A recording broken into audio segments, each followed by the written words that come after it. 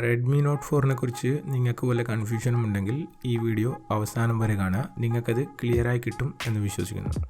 എൻ്റെ പേര് സബീർ മുഹമ്മദ്. ഇന്നത്തെ വീഡിയോയിൽ ഞാൻ നിങ്ങളുമായിട്ട് ഷെയർ ചെയ്യുന്നത് റെഡ്മി നോട്ട് 4ൻ്റെ മേന്മകളെയും പോരായ്മകളെയും കുറിച്ചാണ്. കഴിഞ്ഞ ഒരാഴ്ചയായി ഞാൻ ഈ ഫോൺ ഉപയോഗിക്കുന്നുണ്ട്. എൻ്റെ കയ്യിൽ ഇതിൻ്റെ 4GB Ram 64GB internal storage variant ആണ് ഉള്ളത്. ഇതിൻ്റെ വില 12,999 രൂപ. വേറെ രണ്ട് വേരിയൻറ്റുകളും കൂടെ ഉണ്ട്. ഒന്ന് 2GB Ram 32GB internal storage 9,999 രൂപക്ക്. പിന്നെ 3GB Ram 32GB internal storage തന്നെ 10,999 രൂപക്ക്. ഈ മൂന്ന് ഫോണുകളും തമ്മിൽ റാമിൻ്റെയും ഇൻ്റർണൽ സ്റ്റോറേജിൻ്റെയും വ്യത്യാസമില്ലാതെ ബാക്കിയെല്ലാം തന്നെ സെയിം ആണ്. ആദ്യം തന്നെ ഇതിൻ്റെ മേന്മകൾ എന്തൊക്കെയാണെന്ന് പറയാം. ഒന്ന്, ഇതിൻ്റെ ഭംഗി. ഇതിൽ 2.5D കർവ്ഡ് ഡിസ്പ്ലേ ആണ് ഉപയോഗിച്ചിരിക്കുന്നത്. അതേപോലെ ഇതിൻ്റെ ബാക്ക് സൈഡ് ഷാംഫേർഡ് എഡ്ജാണ്. മെറ്റൽ ബിൽഡിൻ്റെ കൂടെ ഇത് രണ്ടും കൂടെ ചേർന്നതുകൊണ്ട് ഫോണിന് ഒരു എക്സ്ട്രാ പ്രീമിയം ലുക്ക് ഫീൽ ചെയ്യുന്നുണ്ട്. കൂടാതെ ഇതിൻ്റെ താഴ്ഭാഗത്തുള്ള സ്പീക്കർ ഗ്രില്ലും ലുക്കിൻ്റെ കാര്യത്തിൽ ഒരു എക്സ്ട്രാ അട്രാക്ഷനാണ്. മെറ്റൽ ബിൽഡാണെങ്കിലും ഫോണിൻ്റെ മുകളിലുള്ള ഈ ഭാഗത്തും താഴെയുള്ള ഈ ഭാഗത്തും പ്ലാസ്റ്റിക് ആണ് ഉപയോഗിച്ചിരിക്കുന്നത്. അടുത്തത് ഇതിൻ്റെ പെർഫോമൻസ്. റെഡ്മി നോട്ട് 3ൽ സ്നാപ്ഡ്രാഗൺ 650ഉം റെഡ്മി നോട്ട് 4ൽ സ്നാപ്ഡ്രാഗൺ 625ഉം പ്രോസസ്സറാണ് ഉപയോഗിച്ചിരിക്കുന്നത്. ഇതുകൊണ്ട് തന്നെ പൊതുവേ ഉള്ള ഒരു സംശയമാണ് നോട്ട് 4ൽ പെർഫോമൻസ് കുറയില്ലേ എന്ന്.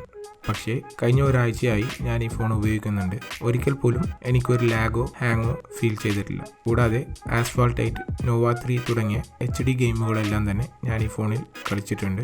എല്ലാ ഗെയിമും വളരെ സ്മൂത്തായി തന്നെ വർക്ക് ചെയ്യുന്നുണ്ട്. പിന്നെ സ്നാപ്ഡ്രാഗൺ 625 പ്രോസസ്സർ ആയതുകൊണ്ടുള്ള രണ്ട് വലിയ ഗുണങ്ങളാണ് കൂടുതൽ ബാറ്ററി ലൈഫും കുറഞ്ഞ ഹീറ്റ് ആവലും.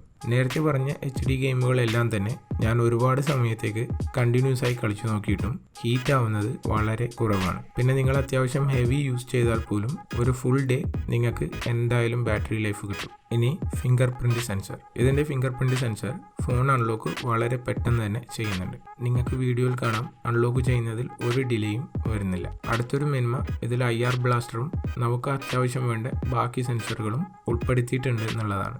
IR ബ്ലാസ്റ്റർ ഉള്ളതുകൊണ്ട് നിങ്ങൾക്ക് TV, AC മുതലായവ എല്ലാം തന്നെ നിങ്ങളുടെ ഫോണിലെ ആപ്പ് ഉപയോഗിച്ചുകൊണ്ട് നിയന്ത്രിക്കാൻ സാധിക്കും. ഇതിൽ കോമ്പസിന് വേണ്ട സെൻസറും അതേപോലെ VR ഹെഡ്സെറ്റ് നന്നായി യൂസ് ചെയ്യാൻ വേണ്ട സെൻസറും ഉൾപ്പെടുത്തിയിട്ടുണ്ട്. പിന്നെ നോട്ട് 3യെ പോലെ തന്നെ ഇതിൻ്റെ 3 നാവിഗേഷൻ ബട്ടൺസും ബാക്ക് ലിറ്റ് ആണ്. കൂടാതെ മുകളിലായി നോട്ടിഫിക്കേഷൻ LED-യും ഉൾപ്പെടുത്തിയിട്ടുണ്ട്. നോട്ട് 4 ഡ്യുവൽ സിം ഫോണാണ്.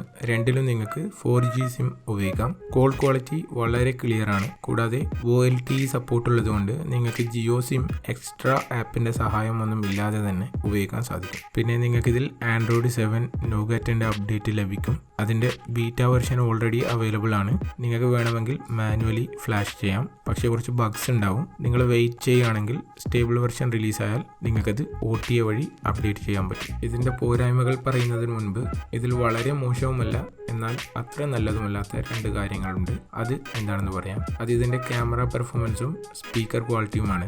രണ്ടും വളരെ മോശം എന്നല്ല, പക്ഷേ എനിക്കിത് രണ്ടും മേന്മകളിൽ ചേർക്കാൻ തോന്നിയില്ല.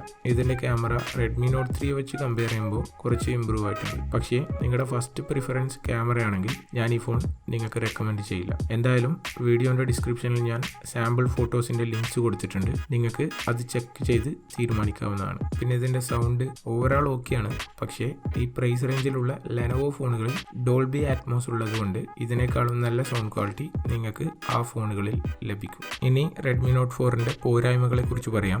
ഇതിൽ ഫാസ്റ്റ് ചാർജിങ് സപ്പോർട്ട് ഇല്ല. നിങ്ങൾക്ക് വേറെ കമ്പനിയുടെ ഫാസ്റ്റ് ചാർജർ ഉപയോഗിച്ചാൽ പോലും നിങ്ങൾക്ക് ഫാസ്റ്റ് ചാർജ് ചെയ്യാൻ പറ്റില്ല. 4100 mAh ബാറ്ററി ആയതുകൊണ്ട് തന്നെ ബാറ്ററി ഫുൾ ചാർജ് ചെയ്യാൻ ഏകദേശം 2-2.25 മണിക്കൂർ എടുക്കുന്നുണ്ട്. അടുത്ത പോരായ്മ, ഇതിൻ്റെ ഡിസ്പ്ലേക്ക് ഗോറില്ല ഗ്ലാസ് പോലുള്ള എക്സ്ട്രാ പ്രൊട്ടക്ഷൻ ഒന്നും തന്നെ കൊടുത്തിട്ടില്ല. നിങ്ങൾ ഫോൺ മേടിക്കുകയാണെങ്കിൽ ടെമ്പർ ഗ്ലാസ് ഉപയോഗിക്കുന്നതായിരിക്കും നിങ്ങളുടെ ഫോണിന് സേഫ്. അടുത്തത്, ഇതിൽ ഹൈബ്രിഡ് സിം സ്ലോട്ടാണ്. ഒന്നുകിൽ രണ്ടിലും സിം, അല്ലെങ്കിൽ ഒന്നിൽ സിമ്മും അടുത്തതിൽ SD കാർഡും. ഇങ്ങനെ നിങ്ങൾക്ക് ഉപയോഗിക്കാൻ പറ്റുള്ളൂ. നിങ്ങൾ 64GB വേരിയന്റ് ആണ് ഉപയോഗിക്കുന്നതെങ്കിൽ ഇത് പക്ഷേ നിങ്ങൾക്കൊരു ഇഷ്യൂ ആയി തോന്നില്ല. ഇത്തരം ചില പോരായ്മകൾ ഉണ്ടെങ്കിലും പ്രൈസ് വെച്ച് കമ്പയർ ചെയ്യുമ്പോൾ ഓവറാൾ റെഡ്മി നോട്ട് 4 വളരെ നല്ലൊരു ഡിവൈസാണ്. പിന്നെ നിങ്ങൾ ഈ ഫോൺ മേടിക്കുന്നുണ്ടെങ്കിൽ മിനിമം 3GB റാം വേരിയൻറ്റ് മേടിക്കുക. എന്താണെന്ന് വെച്ചാൽ MIUI കുറച്ച് ഹെവി റോമാണ്. 3GB റാമെങ്കിലും ഉണ്ടെങ്കിൽ നിങ്ങൾക്ക് പെർഫോമൻസിന് അതായിരിക്കും നന്നാവുക. ഓക്കെ ഫ്രണ്ട്സ്, ഈ വീഡിയോ നിങ്ങൾക്ക് ഇഷ്ടപ്പെട്ടുവെങ്കിൽ നിങ്ങളിത് ലൈക്ക് ചെയ്ത് ഷെയർ ചെയ്യാനും ഈ ചാനൽ സബ്സ്ക്രൈബ് ചെയ്തിട്ടില്ലെങ്കിൽ